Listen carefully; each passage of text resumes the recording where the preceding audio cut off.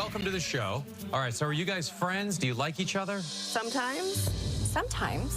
We're friends. Competitors. Competitors.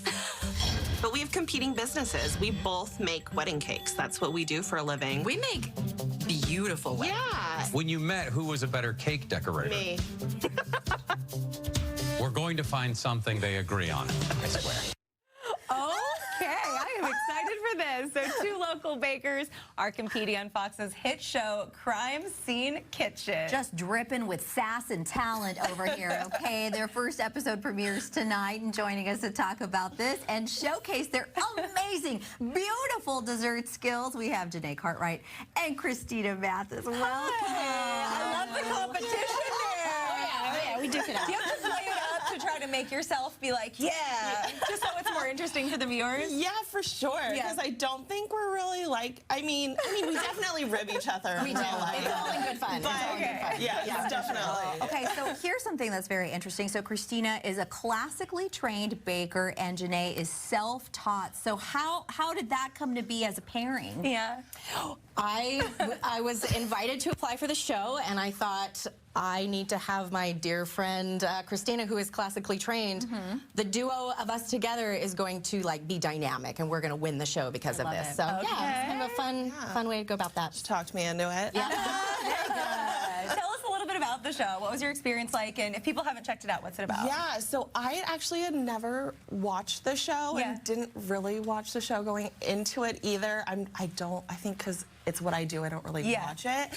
But it's basically it's like an investigation detective show. You've got 2 minutes to check out this crime scene, and then you've got to determine based on all the clues what they baked in there, and then you have to recreate it in a very short, limited amount of time. In the hopes that you got the recipe right. Exactly. Very cool. So you're taking your talents and just really kicking butt in the show, but you're also going to teach us a little something today. Yeah. Let's get started. A little bit of a time crunch, so same sort of vibe. Yeah, but basically, I'm ready. this is what we call a crumb-coated cake. So this is ready to be decorated.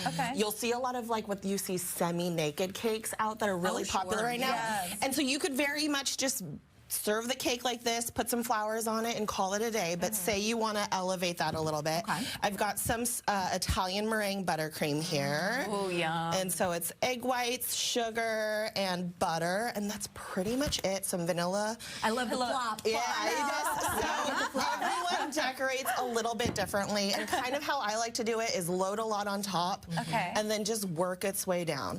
So you do a little bit, and then smooth out the side with the excess that comes off the edge there. This spinny dish is a game changer, I imagine. Oh, 100%. You can't properly decorate a cake without it. And same with, this is an offset spatula, so it helps you get those perfect right angles. So once I've got a little bit spread out, I'm gonna go down a little bit more, and then just keep working its way down. I used to work at a retail bakery, and my boss, when I first started, she was like, you need to be able to decorate a cake from start to finish in 5 minutes or less. Oh, 5 minutes? So fast. And I just remember thinking to myself, that's impossible. But after a year, I was like, oh, this is possible.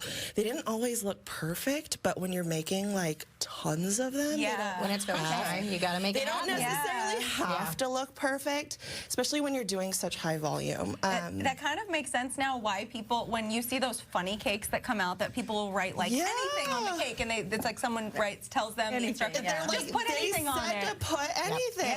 You only have a few minutes. So once you get it to this point where there's kind of an even layer everywhere, I take this, it's called a bench scraper. It's a flat edge. I love the ones that have a 90-degree angle because you can just set it right there. And you've got these perfectly straight edges. Beautiful. Yeah. And so then what I'll do is I'll just take the excess anywhere there's a not smooth part.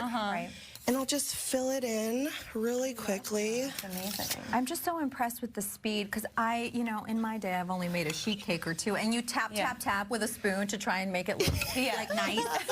It never really does. Those are good tricks. Those are good tricks. Making it look messy is a ploy to get around the fact that you can't get it to I like that. Exactly. And so then I always keep a nice wet rag because once you have a semi-decent working finish, to help get that perfectly smooth finish, once you've got a nice clean surface, you just go around one more time. Wow. and then you're all set to do a finishing touch. So this is kind of what they call like a rustic edge. Okay. And so Which is so in. It's super popular right now. I mean, if I was more time, I'm a little OCD, so I would probably go in and get every divot out. Yeah. But I'm going to let Janae do her thing now, and I think it'll be really Tell fun. us about Sure. it. Yeah. Absolutely. Well, so Christina and I certainly had a lot of fun on the show, but what we do for a living is kind of high quality luxury wedding cakes, and we like to work with sugar flour. So I'm going to teach you how to make a tiny little sugar flour today. We've got these little lilac petals. Yes. And you're just going to take a little bit of gum paste in your hand. Here, you can take this one. Okay.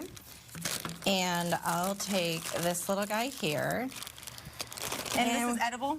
It is edible. Okay. Don't eat it, though. It's like Play-Doh. You know, Play-Doh's edible, but you probably don't want to eat it. We're gonna kind of rub it around on the ball of your hand here, and then you're gonna like focus on one end to kind of create a point. Okay. Because you want this one little end. cone, right? Okay. This is very your And then we I know. are, I feel like I did it, though. Yeah, perfect. now we're gonna poke down into the middle of it Okay. to get a little cone there. Perfect. And then we're gonna cut down. I know this probably isn't great for TV, but we're creating little petals. Do you see how I kind of use that? So like 4 little cuts, right? Yep. And then when you make those cuts, you're gonna open it up. Perfect. Okay. Those are great. Open them up, and then you're gonna pinch the ends together. Like that. That's great. And then you're gonna go back with your thumb and finger and like squish it. Oh. Okay. So you did that. Look, you're doing great. Usually I fail at the arts and crafts projects on the show, so I'm happy with this. Yeah. This is perfect. So then we're gonna take a ball tool and just kind of cup it and create little petals All right. on our thin it little out, yeah. foam pad here. So you I never can think do about how that. this stuff happens. But I know it's you cool to see guys it. have like the talent and have been doing this for so long, but I feel like having the right tools really elevates your game. They make a huge absolutely difference. does. Yeah, Yep. 100%. So now you're gonna dab a little bit of egg white in the center. Okay. And we have started here with this little guy, and we're gonna poke him down the middle. There you go. How a flower's And made. push him up, and there you go. Look at that. And we can pedal dust it.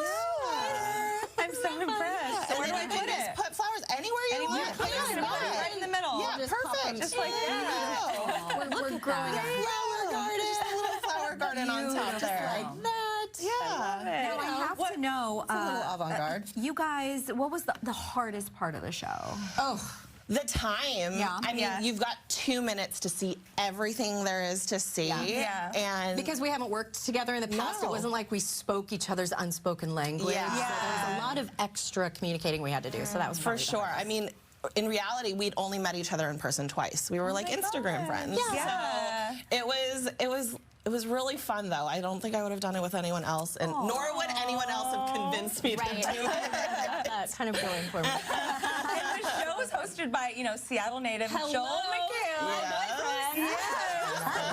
He won't call me back. It's super awkward. Weird.